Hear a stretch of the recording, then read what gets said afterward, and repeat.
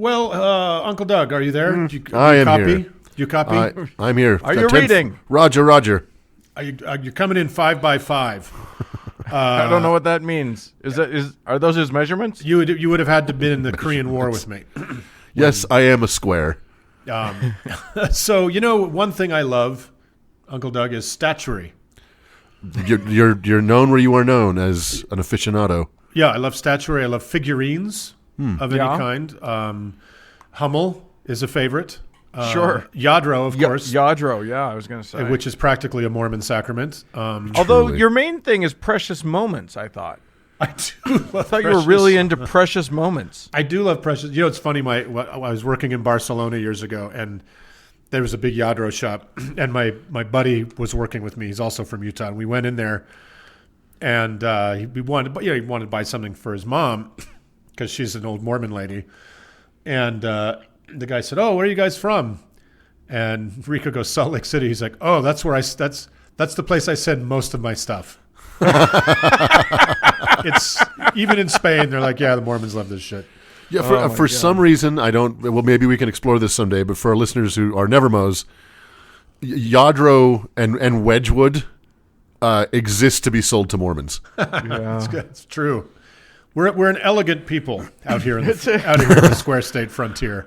It's nothing but class. Yeah, it's all we got. Everywhere you look, it's classy. Well, Dan, you know a bit about statuary. Well, yeah, I do, and we're going to talk about various kinds. But we'll start with the fact that a little more than a week ago, here in these United States, we had the Christian hatred circle jerk / human centipede cosplay reenactment known as CPAC, which is the Conservative Political Action Conference. This is the event where our nation's most brilliant conservative minds are forced to sit at home while the loonies who long since took over the American conservative asylum yell and scream about how the liberals hate America so much that they'd probably nuke it themselves, but they can't because they need all the babies for abortion and pedophilia purposes. And they refuse to properly gender plastic potato toys. It's terrible. Exactly. It's a problem.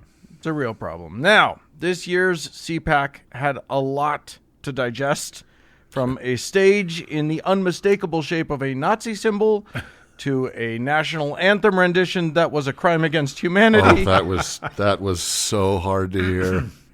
That was like having me sing the national anthem. It was interesting. I've actually never heard a song sung in that many keys before. You know that girl watched Gaga sing it at the inauguration and thought she was just going to blow her away. She's like, "Here, hold my Ephesians." Oh my gosh. It was sad. It was as someone joked, it was sung in the key of Q. Yeah. Anyway, from all of those to Donald himself savaging members of his own party and getting big points dunking on trans girls. It was a real evil palooza. Yeah. Literally, we could do a whole show on almost any particular thing that happened there. But I want to focus on one element that was so insanely out of touch, so spot on stupid, that such an obvious own goal that if we wrote it in a parody sketch, it would sound too on the nose to even be funny. The 7-foot-tall golden statue of Donald fucking Trump. Now, this was supposedly a political convention, not a religious one. So if you live under a rock and haven't been paying attention to anything in the U.S. for the last, 20 to 30 years, you might be tempted to think I'm doing a political segment today. But extremely keen observers of our political system, people who look very carefully, may have noticed that the conservative side has given up on politics altogether and have instead decided that they are just the activist wing of the evangelical Christian church with some adorable pretend nods to Jewish extremists. And lest you think that I'm exaggerating, I took a look at the CPAC agenda. Each day, CPAC opened with a prayer. On Sunday, they had a Catholic Mass and a Protestant church service. They even celebrated Purim, which I think is cute.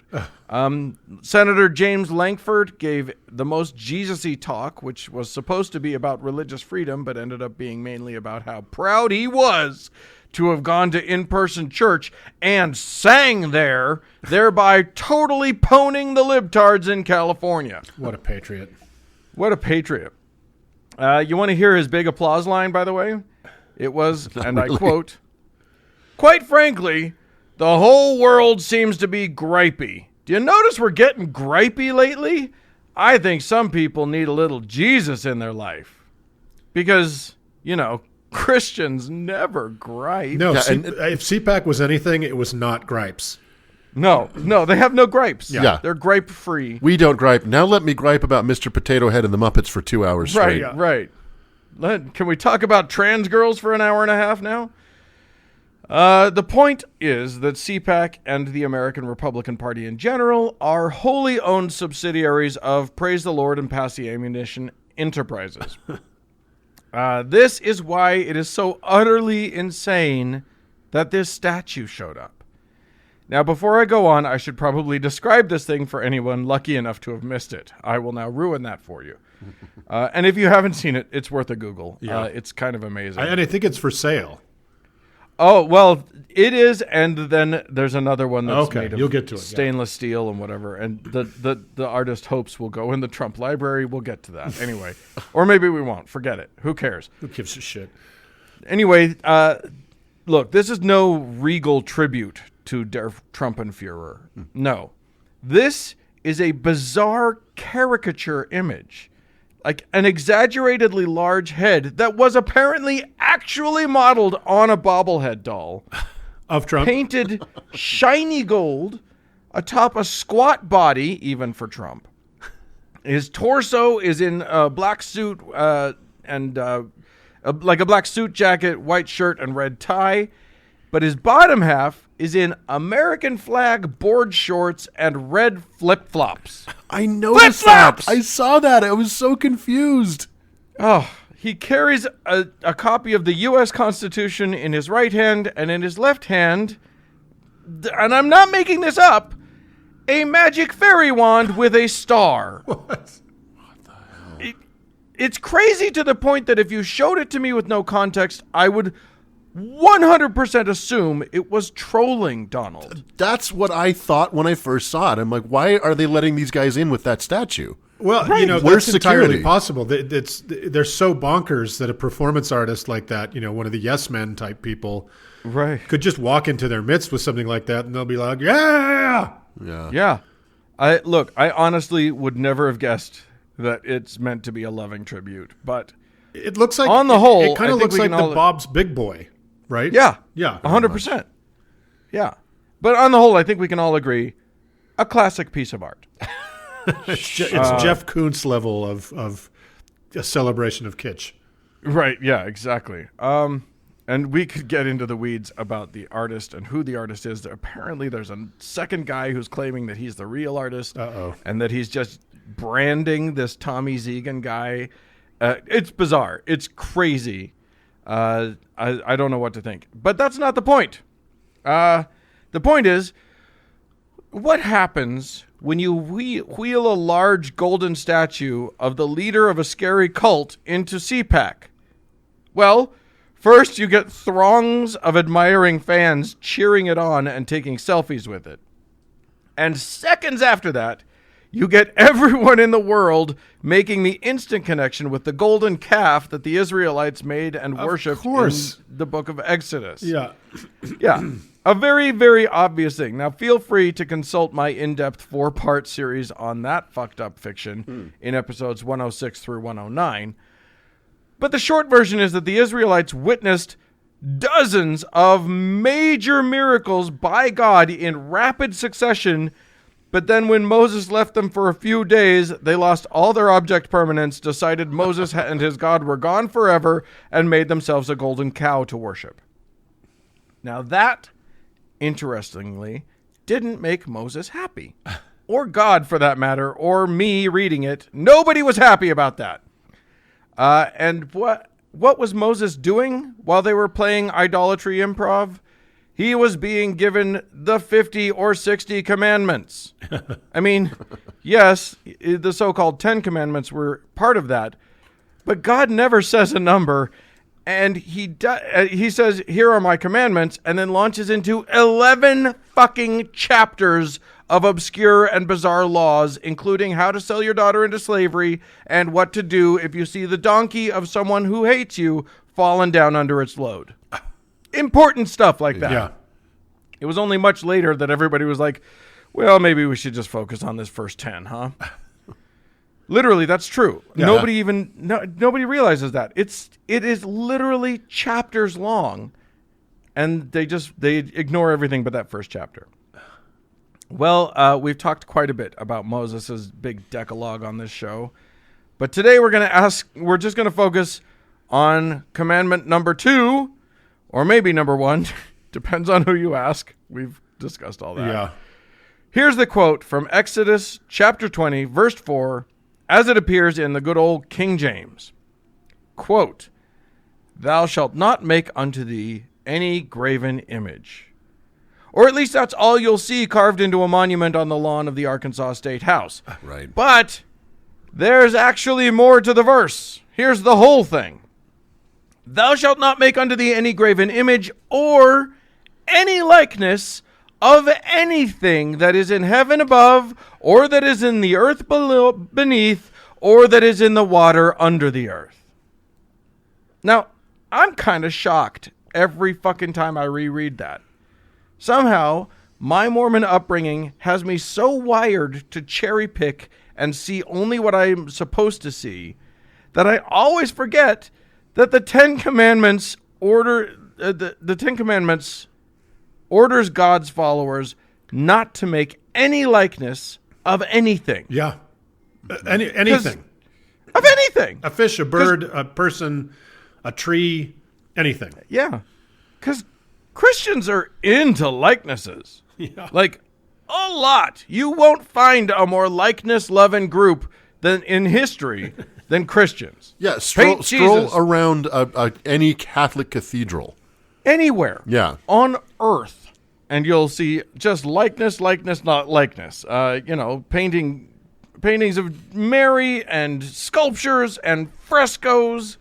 Just do an engraving. And by the way, graven in this case seems to mean carved, as in engraved. But there's quite a bit of disagreement about that word. Lots of translations leave it out entirely. The New International Version has just, "You shall not make for yourself an image in the form of anything in heaven above or the earth beneath or the waters below." So they got rid of the graven part altogether. So there you are. No making images.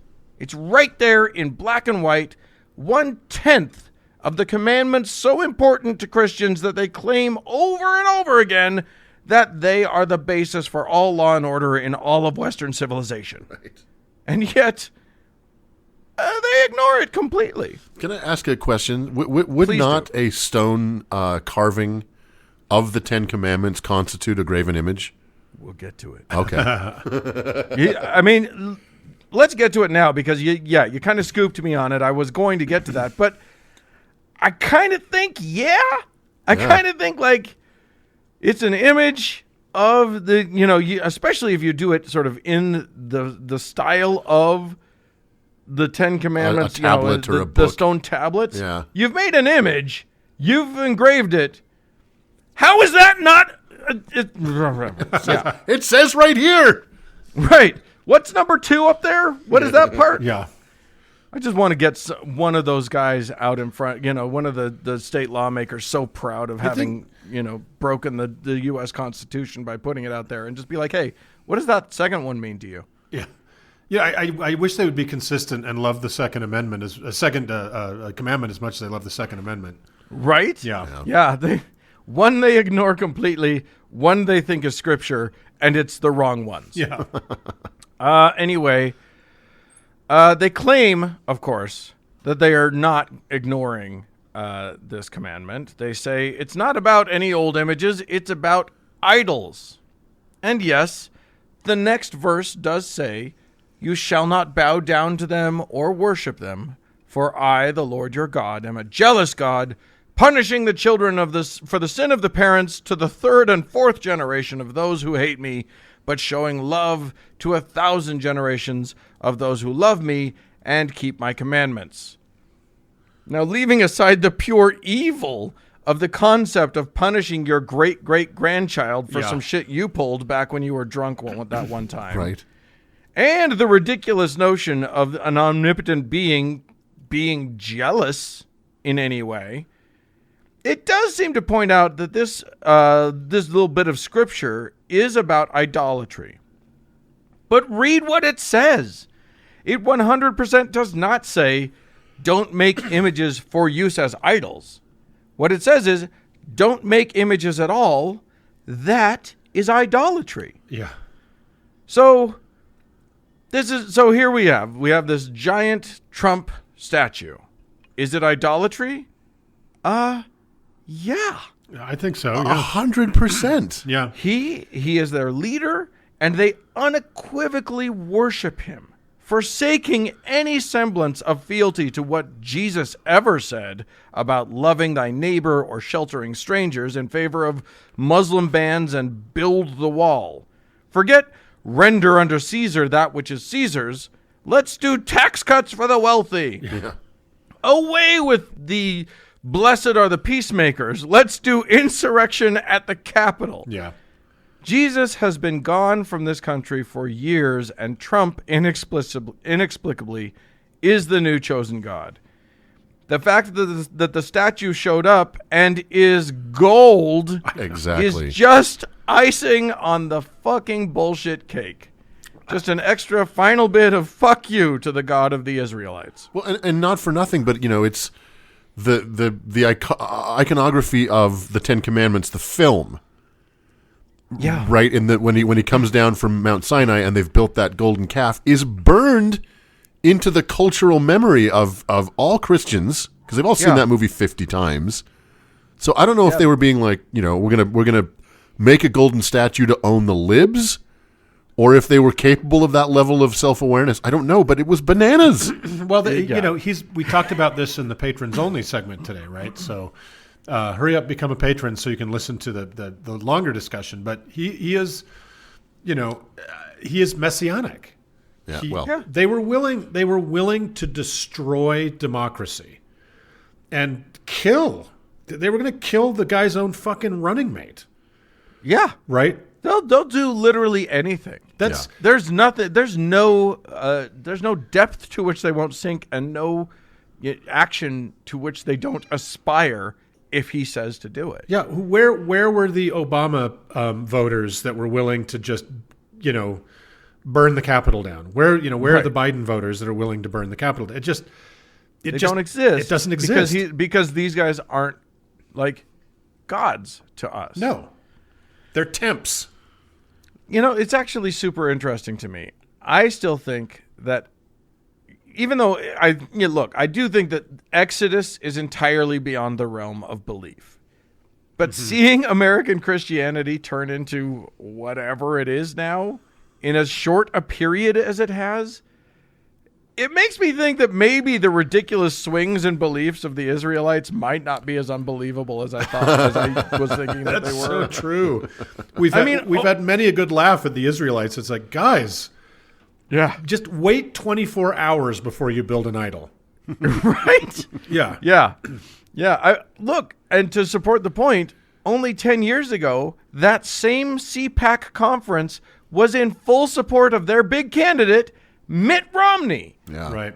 This year, he was literally banned from the event and booed when his name came up. Good God. And he's still a Republican. Like, there's literally nothing in him has changed except he grew a little bit of spine. The thought that someone as vanilla and pathologically boring as Mittens P. Romney being that kind of a lightning rod says something profound about the state of Christianity in the United States. Yeah, the trend lines for this movement are not good. No, it's terrifying. Well, and it's especially terrifying because, as will obviously and certainly be the defense Trump will put forward in all these lawsuits about his inciting the insurrection, he didn't actually say, go take the Capitol, go storm the Capitol. He intimated, he hinted, right? But God help us when he actually gives a command. Right. Or the next guy who these people line up behind says explicitly, I want you to kill this person or these people. Yeah, his whole life has been about plausible deniability, right? So it was the who will rid me of this infernal priest moment for him. Yeah, exactly. Right. Totally. But these people, they've fallen so far down this rabbit hole into this idol worship that the one idol's as good as the next one once you get that far down the rabbit hole. So I think Trump is gonna go away one way or another, and these people are primed and pumped for they need an idol to take that place, and that guy may not be as calm and kind as Trump. Or maybe they just wander around like aimlessly for a while and can't fight, because it's not like people are going to coalesce around fucking Ted Cruz or whatever, but we'll see. Anyway, the Trump statue, I'm going to get back to this whole thing that we were talking about before. The Trump statue is idolatry and an image, and therefore 100% in breach of the Second Commandment. Great. But you don't have to be an avuncular heretic to figure that out. Even conservatives like Bill Kristol and Republican Rep Adam Kinzinger instantly saw and tweeted about that. Oh, really? Oh, yeah. Huh. So let's look at some other things that Christians seem to like and ask ourselves some Second Commandment questions. Let's get back to this graven image thing. The God of the Bible really seems to have something against carving. So he hates you pointed out, Uncle Doug. art. Yeah, pretty much. We're kind of screwed. Yeah. On the whole thing with I'm sorry. Now I have to go through and figure out how much I have to cut out because you scooped me there. I'm Doug. sorry about that. No, it's good. It's my good. My brain is exceptionally powerful and insightful, so I can't help it. It is. It's so smart. Yeah. All right. So let's just jump on to the question of what is actually an idol. Well, let's imagine, if we can please, a wicked little ancient Canaanite village where all the idolaters live. It's in the center of town. There's a statue of, let's say, Baal. People go there to pray at that statue, asking for a good harvest or whatever. Then they go home and they touch their little Baal wood carving that they have, for good luck or whatever. They adorn their house with the symbol for Baal, whatever that would be. They make jewelry with Baal on it and wear it around their neck or dangle it from their ears to use as a reminder for their worship. They touch those items when they pray. They kneel before them. They gaze on them and make them think about their beloved Lord Baal. I think you know where I'm going with this. An idol is, quote, an image or representation of a god used as an object of worship. So how the fuck is a crucifix not an idol? I know. Or even just a cross. Yeah. Or a picture of Jesus. Or a fucking candle with a saint on it. Or any of hundreds of things that Christians litter their houses with every day. It is literally exactly what the Second Commandment explicitly forbids. It ticks all the boxes. Just because it's a graven image of supposedly the right God doesn't mean it's not 100% exactly what they're not allowed to do. So, wow. You're 100% right. And the commandment doesn't say, thou shalt only have graven images of me and my shit. Right. It says nothing. It says specifically no graven images. Yeah. No images. No at images. all. So all of photography and cinema. I mean, the Taliban back in, what was that, 2000? Blew up those two Bamyan Buddhas in Afghanistan. Yeah. To the great outrage of the world, because they were truly one of the treasures of the ancient world. Right. They were following this commandment as it should be followed if you want to call yourself a Christian. Yeah. Yeah. It's literally and for the longest time, if you've ever gone to see an old Muslim building, you know that there are no images there. There's just cool geometry and some calligraphy that looks graphic. Yeah, but because no images, yeah. Yep. they're not allowed to have images. Yep. They were taking it seriously, at least for a while. Now they're a little more wishy-washy on it, but draw a picture of Muhammad and see how that goes over. Right. But man, the book is clear. If you care at all about the Ten Commandments, and I don't know why you would, because it's followed by a whole bunch of commandments that nobody cares at all about. Right. Yeah. Literally, like the same people who will say, "Oh, well, the Mosaic Law is fulfilled in Jesus, and we don't have to think about it anymore." The same people who say that will still want a Ten Commandments on their courthouse lawn or whatever. I don't get it. It doesn't make any sense to care at all about the Ten Commandments when you don't care about the literally 10 chapters of laws that follow them. Well, look, this is all well and good, but get back to me when Christians start coveting. You know what I mean? Like that's true. They're really good on that one. They haven't got crossed, most of them. They haven't down. crossed that line yet. Yeah. So I guess the real answer here is that Trump isn't the God of the American right, actually, and it certainly ain't Jesus or Yahweh. Here in these United States of America, everybody is their own God, and therefore whatever occurs to someone to believe or do, that's the holy decree of their God. It is a country where literally everything is idolatry, so why the fuck not? Golden fucking Trump. Why not? The end. The end. Well, I will be placing a bid in the name of the How To Heretic on Please do. on the Golden Bob's Big Boy from CPAC, and we'll see. What a nightmare it would be if we actually won it. Had to ship Are you it here. kidding me? I would turn it into a car and drive it everywhere I went. We could make it into a toilet, a golden toilet. That's his thing. Oh, I love it. That's his I jam. love it. So, all right. Well, go forth and grave no more. Yes.